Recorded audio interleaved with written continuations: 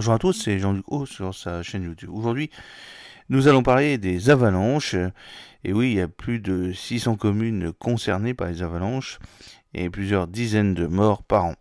Alors une avalanche, c'est un déplacement rapide d'une masse de neige sur une pente, provoquée par une rupture du manteau neigeux.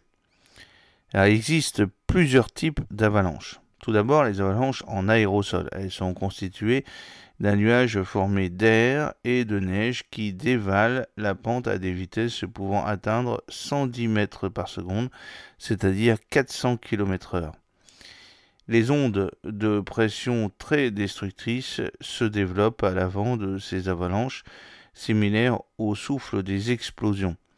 Elles se produisent lorsque de la neige fraîche est tombée en abondance. Les avalanches denses, elles sont formées par de la neige humide et dense qui coule sur un versant ou dans un couloir. Cet écoulement est beaucoup plus lent, rarement plus de 100 km/h, que celui des avalanches en aérosol. Les avalanches mixtes, ces avalanches comportent à la fois un aérosol important et un écoulement notable de type avalanche dense. Les avalanches de grande ampleur en France sont souvent des avalanches mixtes.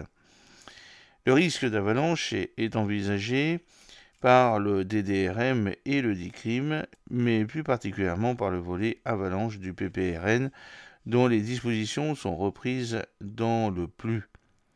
Le PPRN peut par exemple prescrire l'interdiction d'occupation périodique d'un bâtiment exposé au risque d'avalanche ou prévoir les règles de gestion forestière afin de prévenir le risque d'avalanche dans certaines zones.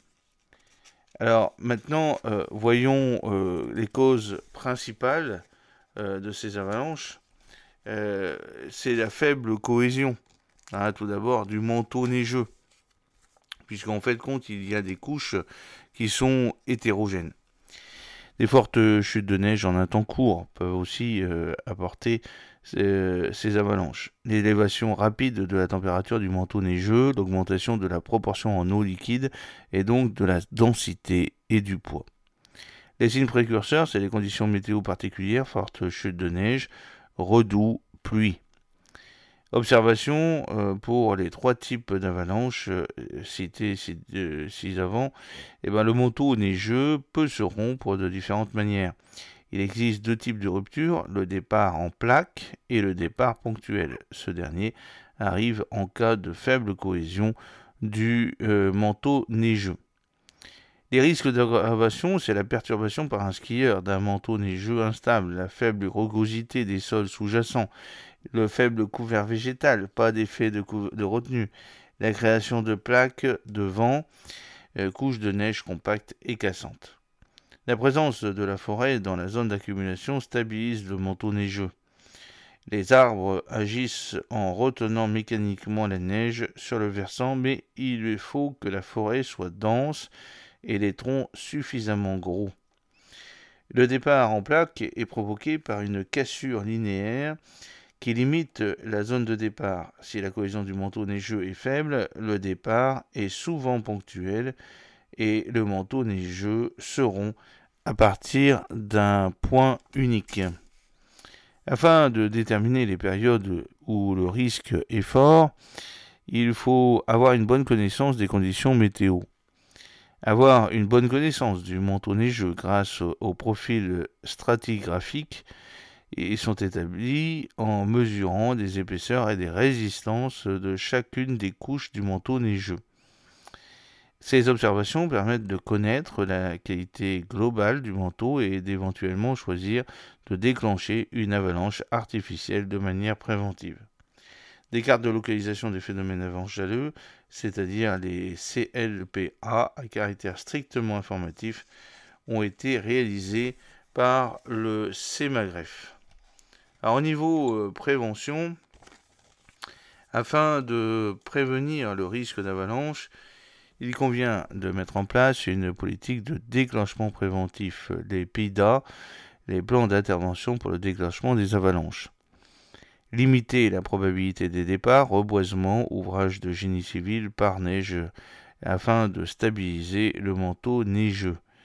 Repérer les zones exposées aux avalanches et maîtriser l'urbanisation via un PPR et mettre en place une politique d'information préventive avec consignes de sécurité pour les skieurs et les habitants. Un plan d'intervention pour le déclenchement des avalanches, le PIDA, est élaboré sous la responsabilité du maire lorsqu'il est nécessaire de déclencher artificiellement des coulées de neige. C'est la circulaire numéro 80-268 du 24 juillet 1980. Afin de prévenir l'érosion et de limiter les effets d'une avalanche, certains travaux de reboisement, stabilisation des terrains et construction d'ouvrages de protection peuvent être prescrits et financés par des subventions versées aux collectivités territoriales et aux particuliers. C'est l'article L423-1 du Code forestier.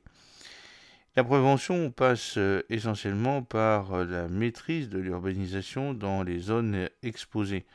La PPRN et la PLU définissent les zones d'interdiction de construire et les zones de prescription. Dans les secteurs de montagne non soumis à un PPRN, il existe un principe général de prise en compte des risques naturels dans les procédures d'urbanisme. C'est l'article L563-2 du Code de l'environnement.